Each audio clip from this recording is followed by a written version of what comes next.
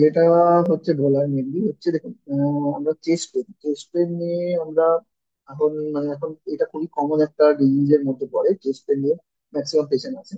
তো chest pain দুটো কারণে হতে পারে। সবচেয়ে মোস্ট কমন কজ দুটো, যে চেস্ট পেন বা বুকে ব্যথা যেটা বলি। ওকে, দুটো কারণে হতে পারে। যেটা হচ্ছে একটা হচ্ছে আমাদের হৃদরোগের জন্য, হার্টের কারণের জন্য। আরেকটা হচ্ছে যে গ্যাস্ট্রিক হিসেবে যে রিফ্লাক্স ডিজিজ বলি আমরা, যেটা জিইআরডি বলে বলি।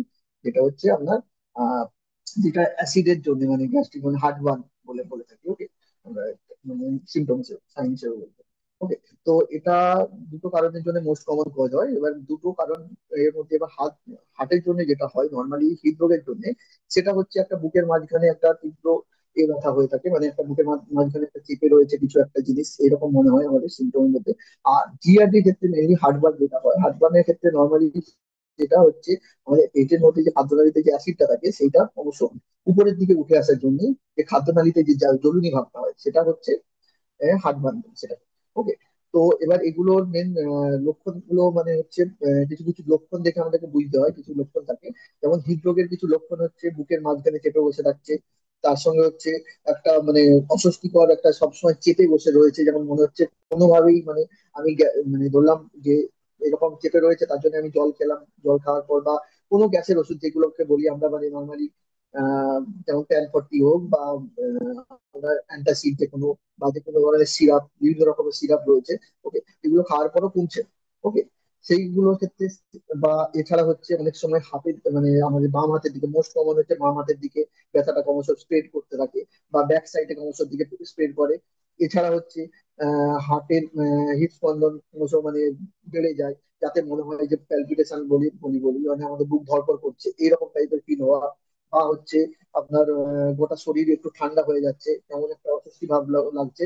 ওকে, এগুলো বা হচ্ছে শ্বাসকষ্ট, এইগুলো যদি আমরা কমন এই সিমটম গুলো পাই, তখন তাহলে আমাদেরকে বুঝতে হয় যে এটা প্রবাবলি হার্টের জন্য, হৃদরোগের জন্য হচ্ছে। এবার যদি এছাড়া যদি এবার আমরা যদি এবার অন্য দিকে সিমটম গুলো ধরি, যেমন হার্টবার্ন বা গ্যাস্ট্রিক জিআরডি সিমটম গুলো ধরি, তাহলে সেক্ষেত্রে আমাদের বুকের মাঝখানে একটা জ্বালা ভাব হয়, চেপে বসে থাকে। বাট সেটা কিছুক্ষণ আপনার একটু জল খেলাম বা কিছু একটু কাজপত্র কম করে চুপচাপ করে থাকলে, একটু রেস্ট নিলে অনেক সময় একটা আরাম বোধ হতে পারে। আর রেস্ট নিলে আরাম বোধ হওয়ার থেকে মেনলি হচ্ছে মানে কোন রকম মেডিকেশন যদি খাই, যেমন হচ্ছে প্যান 40 করি আমরা, নর্মাল সবচেয়ে বেশি কমন ইউজ করি প্যান 40। ওকে, প্যান 40 হোক বা যে কোনো H2 ব্লকার, র্যানিটিডিন, ফ্যামোটিডিন, যে কোনো ধরনের ওষুধ খেলে একটু আরাম হয়। কিন্তু হৃদরোগের ক্ষেত্রে সেটা কিন্তু আরাম বোধ পাবো না। ওকে, মেডিসিনটা খেলেও কোনো আরাম বোধ পাবো না, সেক্ষেত্রে একটা অস্বস্তি ভাব থেকেই যাবে কন্টিনিউয়াস।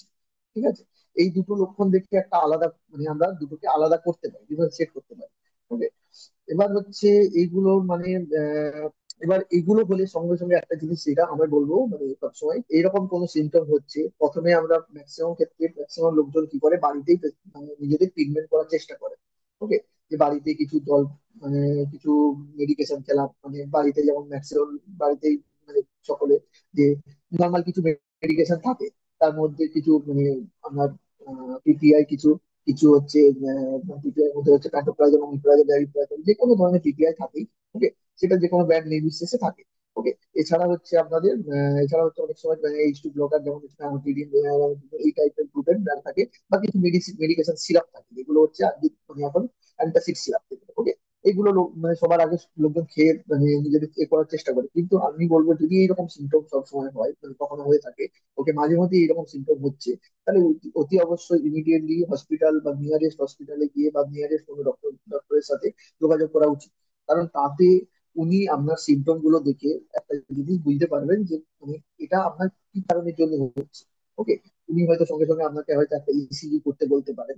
ওকে, ইসিজি করে তখন হার্টের জন্য, হৃদরোগের জন্য এই জিনিসটা হচ্ছে কিনা সেটা আমরা বুঝতে পারবো। একটা ইসিজি করলে একটা আইডিয়া করা যায়। ওকে, যে পেশেন্টকে হৃদরোগের কারণে হচ্ছে কিনা। এবার ইসিজি তে যদি নর্মাল থাকে, তখন তাহলে বুঝতে হবে যে সেটা কোনো জিআরডি, আপনার হার্ট, মানে আপনার গ্যাস্ট্রিক হিসেবে যা লিভার ডিজিজের জন্য হচ্ছে প্রবাবলি। সেখানে যদি ইসিজিতে নর্মাল দিয়ে থাকে, ওকে, তেমন কোনো সিমটম কিছু ইসিজিতে চেঞ্জেস কিছু না পেলে, ওকে, তাহলে তখন কি হয়, সেক্ষেত্রে জিআরডির যেগুলো ট্রিটমেন্ট হয় সেগুলো আমরা কন্টিনিউ করতে পারি। কিন্তু যদি দেখছি যে পেশেন্ট দীর্ঘদিন ধরে জিআরডির মতো মেডিসিন খাচ্ছে, অথচ আলটিমেটলি ইসিজিতে চেঞ্জেস ধরা পড়লো, তখন কিন্তু পরবর্তীকালে যে কোনো সময় এটা মেজর একটা ডিজিজে পরিণত হতে পারে। অল্প অল্প বুকে ব্যথা হচ্ছে, সেটা হচ্ছে অল্প বুকে ব্যথাটা যেটা হৃদরোগের কারণটা হচ্ছে মেনলি, যেটা বুকে ব্যথা আমরা বলি কেন হয় কি, হৃদরোগের বিভিন্ন যে আর্টারি গুলো থাকে, আমাদের যে ধমনী গুলো থাকে, এই ধমনী গুলোতে পর্যাপ্ত পরিমাণে ব্লাড সার্কুলেশন কমে যাওয়ার জন্য, ওকে, তাতে পর্যাপ্ত পরিমাণে যে হার্টের যে মানে আমাদের হার্টের যে মাসেল গুলো থাকে, সেই মাসেল গুলোতে পর্যাপ্ত পরিমাণে অক্সিজেনের সাপ্লাই কমে যায়, তার জন্য আমাদের এই ব্যথাটা হয়। ওকে, যেটাকে আমরা অ্যানজাইনা বলি মেডিকেল টার্ম। ওকে, এবার ব্যাপারটা হচ্ছে এটা মানে আরো কিছু কারণ, যেটা আমাদের দৈনন্দিন জীবনে আরো কিছু কারণের জন্য এগুলো হতে পারে, যেমন হৃদরোগের মেন কারণ আরেকটা, যেমন হচ্ছে ক্রনিক স্মোকার, যারা হচ্ছে দীর্ঘদিন ধরে স্মোকিং করছে। ওকে, বা দীর্ঘদিন বা আরেক দীর্ঘদিন ধরে স্মোক করছেন, বা বা হচ্ছে অ্যালকোহল কনজাম্পশন ও দীর্ঘদিন ধরে করলেও অনেক সময় কি হয়, হার্টের মধ্যে সমস্যা হতে পারে। এছাড়া হচ্ছে আপনার বয়সজনিত কারণের জন্য আমাদের যে শিরা ধমনী গুলো আছে, ওইগুলো আস্তে আস্তে সরু হতে থাকে, কারণ ওইগুলোর মধ্যে আস্তে আস্তে একটা ফ্যাটি লেয়ার জমতে থাকে, যার জন্য হচ্ছে ওইগুলো থিকনেসটা ক্রমশ শুরু হতে থাকে, তখন ওখান দিয়ে ব্লাড সার্কুলেশন এমনি পরিমাণে কমে যায়। ওকে, এছাড়া হচ্ছে ওবেসিটি। ওবেসিটি মানে হচ্ছে আমরা ওজন, প্রচুর পরিমাণে ওয়েট গেইন। ওকে, ওয়েট গেইনের জন্য কি হয়, আপনার বডিতে ফ্যাটের ডিপোজিশন বেশি হবে, মানে তখন শিরা ধমনী গুলোতে ফ্যাটের ডিপোজিশন বেশি হবে। সেটাকে আমরা এই ফ্যাট ডিপোজিশন হলে তখন তার মধ্যে দিয়ে ব্লাড সার্কুলেশন ধীরে ধীরে ক্রমশ কমতে থাকে। এখানে হচ্ছে আমাদের কি কি ওষুধ মানে কি কি ওষুধ আমাদের মেডিকেশন যেগুলো লাগে, সেগুলো হচ্ছে আপনার হচ্ছে মেনলি যদি হৃদরোগের জন্য যদি হয়, মানে সেক্ষেত্রে আপনার মেডিকেশন হচ্ছে দেওয়া হয়। নর্মালি আমরা হৃদরোগের যদি যদি ধরতে পারি, ওকে, আমার কাছে পেশেন্ট আসার পর আমি ধরলাম যে পেশেন্টটি হৃদরোগের কারণে এই সমস্যাটা হচ্ছে। ওকে, তখন সেক্ষেত্রে ইমিডিয়েটলি পেশেন্টকে আমাদের মেডিকেশন কিছু শুরু করতে হয়, যেটা হচ্ছে যার মধ্যে হচ্ছে অ্যাসপিরিন। অ্যাসপিরিন বলে একটা মেডিসিন রয়েছে, যেটা হচ্ছে আমাদের ওই হৃদরোগের এইটা প্রতিরোধ করতে, মানে ওই যে অক্সিজেন সাপ্লাইটা কমে গেছে বা ওই যে আস্তে আস্তে ব্লক হতে শুরু হয়েছে, মানে শিরা ধমনীটা শুরু হতে শুরু হয়েছে, ওই ব্লকটাকে আস্তে আস্তে কাটাতে শুরু করে ওটা অ্যাসপিরিন। এছাড়া হচ্ছে সেকেন্ড হচ্ছে ক্লপিডোগ্রাম। ক্লপিডোগ্রাম বলে একটা মেডিসিন হয়, যেটা সেম মানে সেম হচ্ছে ওই শিরা ধমনীতে যে ক্লট বা এগুলোকে কাটাতে সাহায্য করে। এছাড়া হচ্ছে অ্যাটোভাস্টেটিন। অ্যাটোভাস্টেটিন মানে হচ্ছে আপনার অ্যাটোভাস্টেটিন বা রোজুভাস্টেটিন, যে কোনো মানে আমরা ফ্যাট, যেটা আমাদের এর মধ্যে ফ্যাট ডিপোজিশন হচ্ছে কন্টিনিউয়াসলি শিরা বা ধমনীর মধ্যে, সেই ফ্যাট ডিপোজিশনটা কমায়। ওকে, তো এগুলো হচ্ছে মেডিকেশন হিসেবে আমরা মানে প্রোফাইল্যাক্টিক মেডিকেশন হিসেবে শুরু করি, মানে পেশেন্টের এরকম অল্প অল্প ব্যথা যন্ত্রণা শুরু হয়েছে, সেক্ষেত্রে আমরা বুঝতে পারছি যে এটা অ্যানজাইনার কারণে হচ্ছে, তখন এই মেডিসিন গুলো দিলে পেশেন্ট অনেকটা বেটার, আস্তে আস্তে গ্র্যাজুয়ালি বেটার ফিল করে। বা জিআরডির ক্ষেত্রে আমরা নর্মাল গ্যাস্ট্রোএসোফেজিয়াল রিফ্লাক্স ডিজিজের ক্ষেত্রে তখন আমরা মেডিকেশন প্রেসক্রাইব করি, যে যদি দেখি যে ইসিজি তে কোনো চেঞ্জেস নেই, তাহলে আমরা বুঝি যে জিআরডির জন্যই হচ্ছে। তাহলে সেক্ষেত্রে আমরা কিছু মেডিসিন যেগুলো, সেগুলোর মধ্যে হচ্ছে আপনার প্যান্টোপ্রাজল, আমাদের খুব কমন ইউজ হয় সেটা।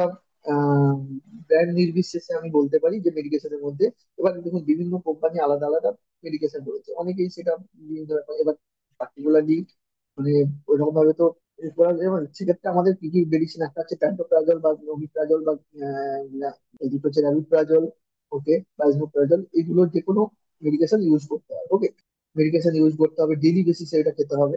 কিছু কিছু সময় যাদের ক্ষেত্রে বেশি পরিমাণে জিআরডি সমস্যা সিমটম থাকে, তাদের ক্ষেত্রে আমরা ডবল টোয়াইস ডেলি করেও দিয়ে থাকি।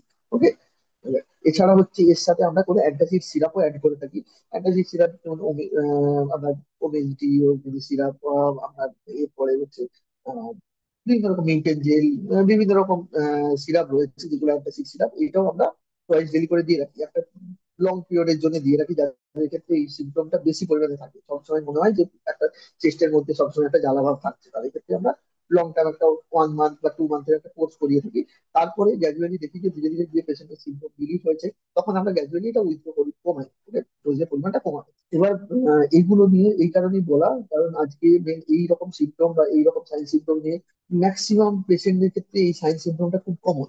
তো আর আজকের দিনে হৃদরোগের আক্রান্ত হওয়ার সংখ্যাটা প্রচুর পরিমাণে বেড়ে গিয়েছে, হিউজ পেশেন্টের ক্ষেত্রে হৃদরোগের সংক্রমণ, সেটা কম বয়সে মানে একটা বিলো 30 থেকে এখন আজকের দিনে খুব শুরু হয়। তো সেই জন্য আমার এই কারণে বলা যে এখানে যাতে যদি কখনো মানে এরকম কোন রকম সিমটম হয়, অতি অবশ্যই আপনারা নিয়ারেস্ট কোনো ডক্টর বা নিয়ারেস্ট হসপিটাল, যেখানে গেলে আপনাদের এটা নিয়ে একটা সিরিয়াস মানে হবে, মানে সিরিয়াস চিন্তা ভাবনা করবেন যে তাকে ডক্টর দেখালে, তাহলে কি হয়, যদি আপনার হৃদরোগের সমস্যা থাকে তাহলে সেক্ষেত্রে সেটা রুল আউট করা যাবে।